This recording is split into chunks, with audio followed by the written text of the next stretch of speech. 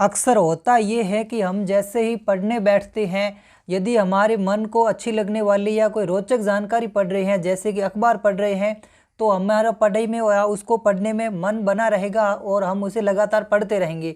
लेकिन जैसे ही हम कोई ऐसी चीज़ पढ़ेंगे जिसको हमें याद करना हो, जो हमारे एग्ज़ाम के लिए ज़रूरी हो, उसको पढ़ने बैठते हैं तो हमारे आंखों में भारीपन आ जाता है, यानी कि नींद आने लगती है, हमें उबासियाँ आने लगती हैं।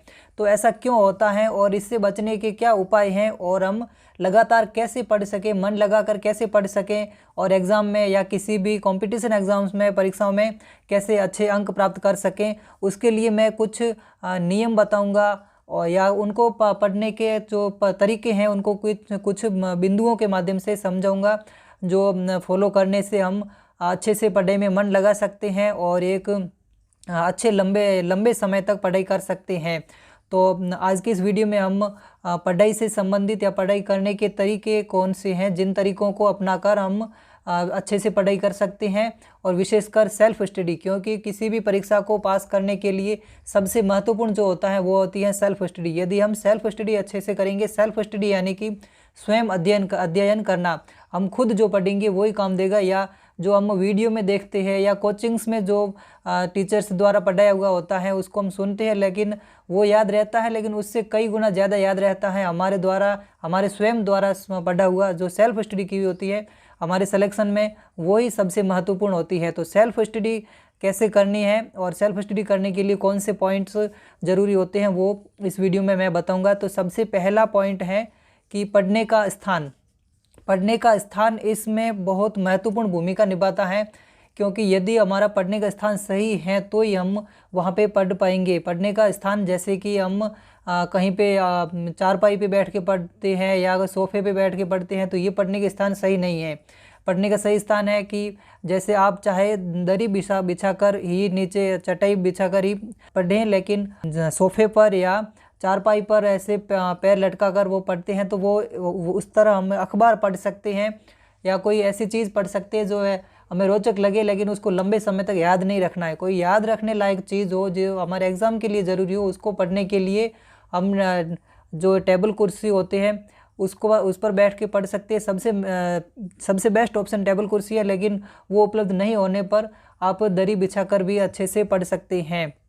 और उस समय हमारे पास वही मटेरियल होना चाहिए जो हम पढ़ रहे हैं, यानी कि हम हिंदी पढ़ रहे हैं तो वहाँ पर हिंदी की किताब ही होनी चाहिए। राजस्थान जीके पढ़ रहे हैं या कोई अन्य कोई सामान्य ज्ञान पढ़ रहे हैं तो उसके लिए वही किताबें होनी चाहिए। उसके अलावा जैसे कि हम कोई सामान्य ज्ञान पढ़ रहे हैं तो उसके पास में अन्य इंग्लिश की या गणित की या अन्य कोई किताबें वहाँ पर या उस टेबल पर नहीं होनी चाहिए।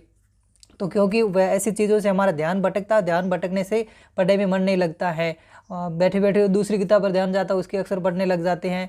तो इसलिए जो पढ़ रहे हैं वो एक किताब या उससे संबंधित दूसरी किताब भी होनी चाहिए। उसके अलावा ज़्यादा मटेरियल या भटकाव की चीज़ें नहीं होनी चाहिए। जहाँ तक हो सके मोबाइल पास में नहीं रहना चाहिए।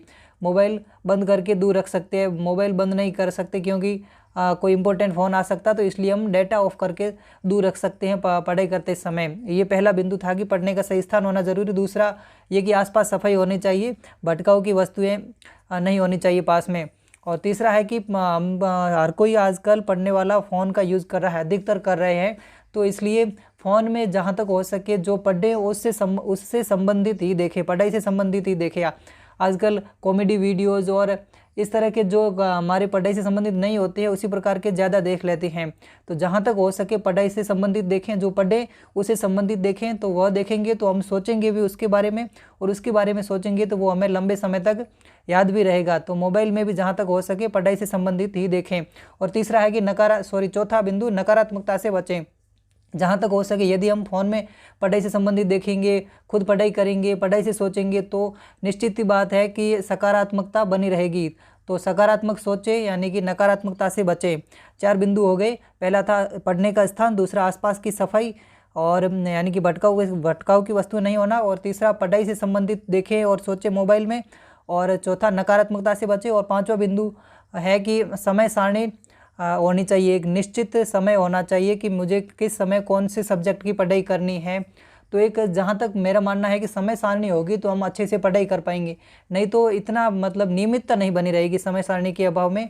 तो समय सारणी के लिए अपने खुद का दृढ़ निश्चय होना जरूरी है कि समय सारणी बनाई है तो उसका मैं पालन निश्चित रूप से करूँगा। तो समय सारणी होनी ज़रूरी है, और जब भी पढ़ने बैठें और समय सारणी के अनुसार समय लेकर बैठे कि मुझे इस सब्जेक्ट को 1 घंटे तक पढ़ना है या इसको 2 घंटे तक पढ़ना है, तो निश्चित रूप से वो समय उस समय तक पढ़ते रहें। और यदि इस प्रकार समय सारणी के अनुसार अपने दृढ़ निश्चय के साथ पढ़ेंगे तो हमारा पढ़ाई में मन भी लगा रहेगा और हम अच्छे से पढ़ पाएंगे और वो सब्जेक्ट याद भी रहेगा।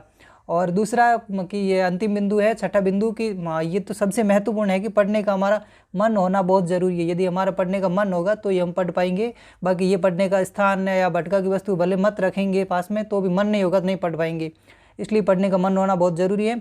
तो ये थी पढ़ने के कुछ महत्वपूर्ण बिंदु, इनको इन नियमों का पालन करके, इन बिंदु को पालन करके हम अच्छे से पढ़ाई कर सकते हैं। जैसे कि एक बार क्रमवाइज बिंदु ये हैं कि पढ़ने का स्थान और आसपास की सफाई यानी कि भटकाव की वस्तुएं नहीं होना, और पढ़ने से संबंधित देखें सोचें ये मोबाइल में, और नकारात्मकता से बचें, और समय सारणी और पढ़ने का मन।